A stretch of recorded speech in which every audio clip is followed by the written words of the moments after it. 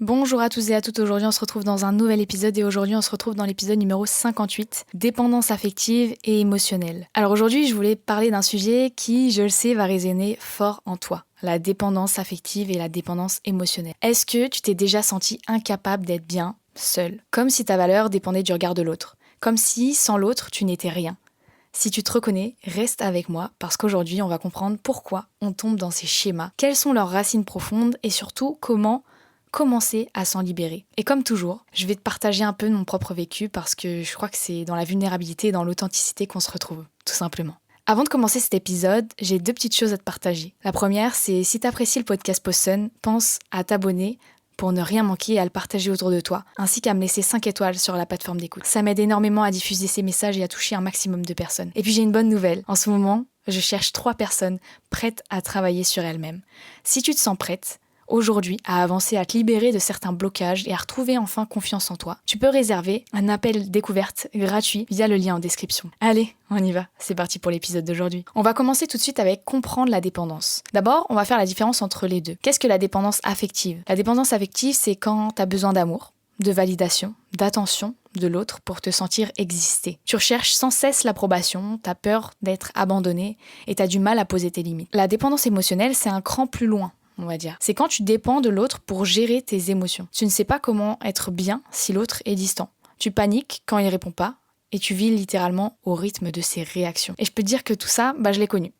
J'ai cru que si l'autre me quittait, je perdais toute ma valeur, que sans lui, j'étais rien.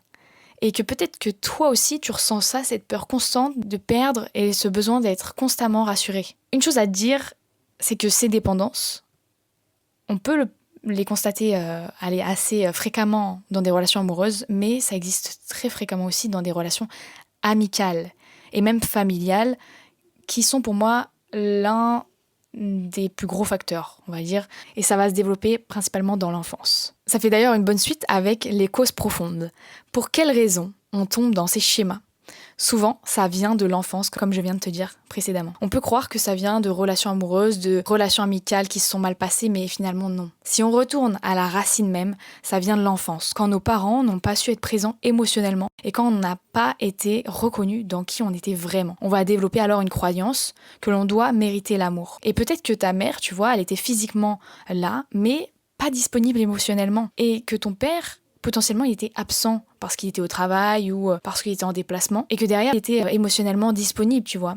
Être émotionnellement disponible, c'est pouvoir être là, empathique, pouvoir gérer, entre guillemets, les émotions, déjà ses propres émotions et être à même d'accueillir les émotions d'autrui. Tout ce contexte-là que je te raconte, ça va amener à avoir des blessures que l'on appelle des blessures d'abandon ou de rejet, qui marquent profondément. Quand je parle de la mère qui est là physiquement, elle peut être là, tu vois. Elle peut être là, elle va s'occuper de toi, elle va faire des affaires, elle va te plier ton linge, tu vois, elle va être dans le faire surtout. Mais derrière, ce qui risque de manquer, ça va être cette disponibilité émotionnelle. C'est le fait que ta mère ne va pas forcément te donner de l'attention, de l'écoute, ne va pas forcément te donner l'amour dont tu as besoin. Mais elle pense te le donner via des actions comme plier le linge, comme gérer l'intendance, te donner à manger, t'emmener à tes activités sportives. Tu vois ce que je veux dire ? C'est que là où elle va être physiquement présente, mais en fait elle sera absente émotionnellement parce qu'elle ne passera pas véritablement du temps avec toi et te donnera pas ce que toi tu attends en fait, c'est de la reconnaissance, de l'amour, tout ça.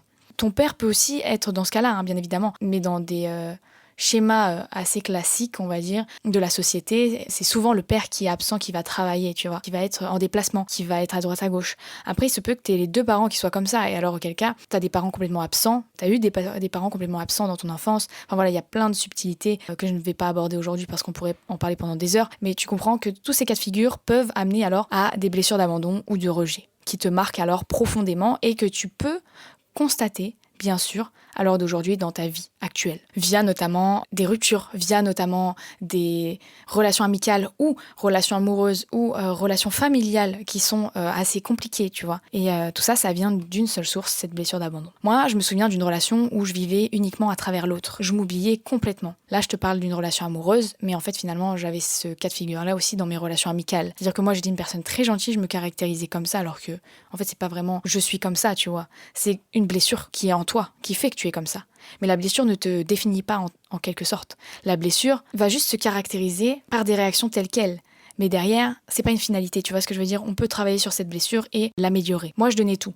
même quand ça me faisait mal, juste pour ne pas être abandonnée finalement. Parce que de base, on ne m'a pas appris cette sécurité familiale, cet amour qu'on me donnait quand j'étais petite, tu vois ce que je veux dire? Et alors, je ne savais pas comment m'aimer. Et donc j'allais chercher ça chez les autres. Et donc c'est ce qui a fait que moi-même, je me suis proprement abandonnée. Tu vois. C'est pour ça que je dis que la dépendance affective et émotionnelle, c'est comme une prison invisible. Tu crois aimer, mais en fait tu t'accroches parce que t'as peur. Mais tu te l'avoues pas à toi-même, tu vois. C'est subtil. Tu vas me dire, mais alors comment s'en libérer si on arrive à mettre le doigt dessus? C'est bien. Oui, on en a conscience peut-être, mais on n'arrive pas à se libérer de ces schémas et du coup, forcément, ça va amener à avoir des schémas répétitifs parce que la vie fait que si tu comprends pas cette leçon-là une fois dans ta vie, tu vas devoir la revivre plusieurs fois, peut-être 3 fois.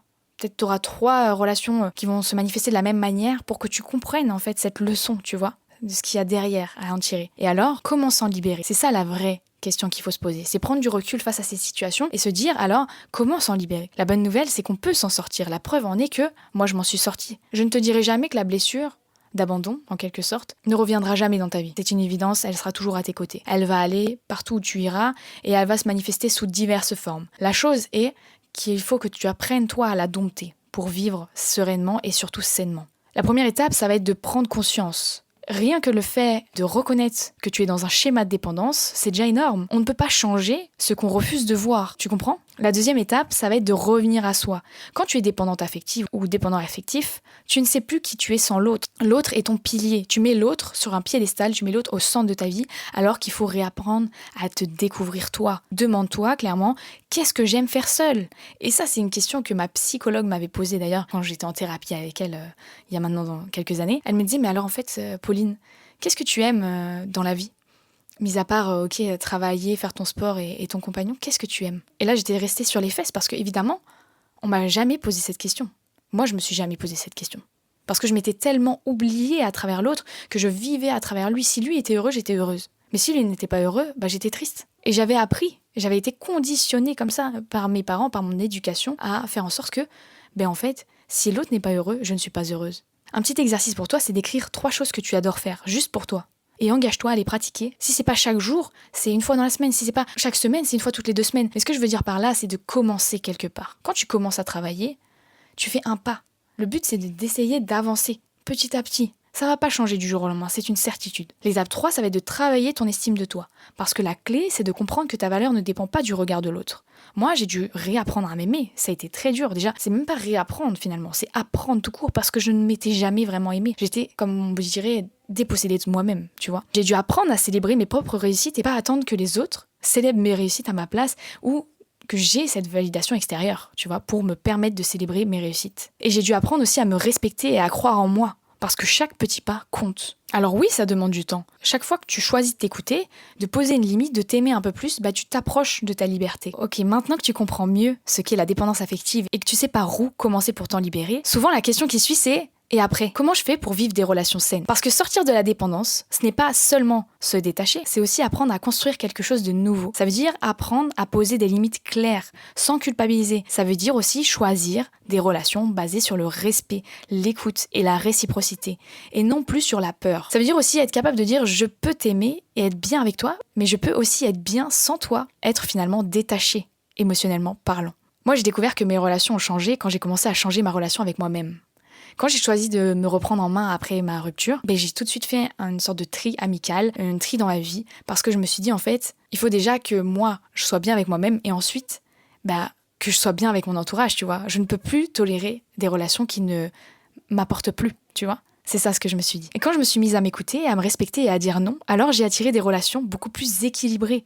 Des personnes qui sont pas là pour profiter de moi, parce que j'étais trop gentille, parce que j'avais le cœur sur la main. Et justement, vu que moi-même, je n'avais pas déterminé mes propres limites, je ne savais pas potentiellement m'aimer, et que j'avais besoin d'aller chercher cela chez les autres, maintenant, j'ai appris, une fois que j'ai appris à me le donner, à me donner cet amour inconditionnel, j'ai su alors attirer à moi des relations beaucoup plus équilibrées, des personnes qui étaient potentiellement beaucoup plus intéressantes pour moi, c'est-à-dire qui m'apportaient quelque chose, tu vois, qui n'étaient pas là juste pour profiter de moi, mais qui étaient là aussi de manière saine, on va dire, tu vois, et non plus toxique. Un point sur lequel j'aimerais aussi appuyer, c'est que j'avais plusieurs amis dans mon entourage que j'ai gardés évidemment, qui étaient aussi non éveillés à cette sphère-là. Mais finalement, au vu du fait que moi j'ai travaillé sur moi, au plus profond de moi-même, ça a pu ouvrir aussi leur champ des possibles. C'est-à-dire que ça les a impactés indirectement. En travaillant sur ta personne, tu vas aussi impacter ton entourage. Donc ça va faire un tri sélectif, évidemment. Il y aura des personnes qui vont partir de ta vie parce qu'elles vont plus tirer ce qu'elles voudront de toi, elles vont plus pouvoir profiter de ta personne, et donc évidemment, elles vont plus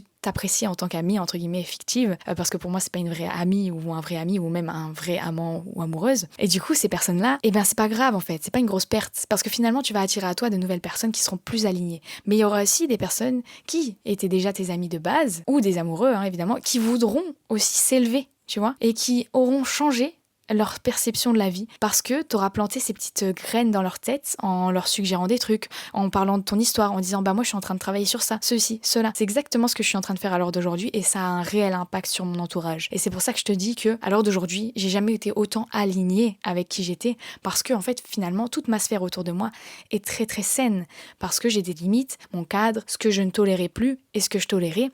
Et finalement moi, vu que je m'aime inconditionnellement, mais j'ai pas besoin de l'approbation des autres, j'ai pas besoin de quelque chose d'autre, tu vois. Si aujourd'hui tu t'es reconnu dans ce que je viens de partager, sache que tu n'es pas seul. C'est exactement ce que je fais dans mes accompagnements de coaching et c'est là où je voulais en venir. Je vais t'accompagner à te libérer de cette dépendance, de cette blessure d'abandon et enfin à te retrouver toi, à te donner confiance, à construire des relations plus saines en partant d'abord de l'amour de soi, en te remettant au centre de ta vie. C'est important. Et rappelle-toi, aujourd'hui, je cherche actuellement 3 personnes prêtes à travailler sur elles-mêmes. Si tu sens que c'est ton moment, tu peux réserver ton appel découverte gratuit via le lien en description. Voilà pour l'épisode d'aujourd'hui. J'espère que cet épisode t'a plu. J'espère qu'il t'a inspiré et t'a surtout aidé à avancer dans ton cheminement. La dépendance affective et émotionnelle, ce n'est pas une fatalité. Tu peux t'en libérer. Et ça commence par un choix. Celui de revenir à toi. Si cet épisode t'a parlé, pense à t'abonner et à le partager à une amie qui en aurait besoin à l'heure d'aujourd'hui et à me laisser 5 étoiles sur ta plateforme d'écoute. Merci infiniment pour le soutien, ça me touche énormément chaque jour de recevoir vos messages. Je te souhaite une magnifique journée, prends bien soin de toi et puis nous on se dit à dans 2 semaines pour un nouvel épisode de podcast. Gros bisous, ciao ciao.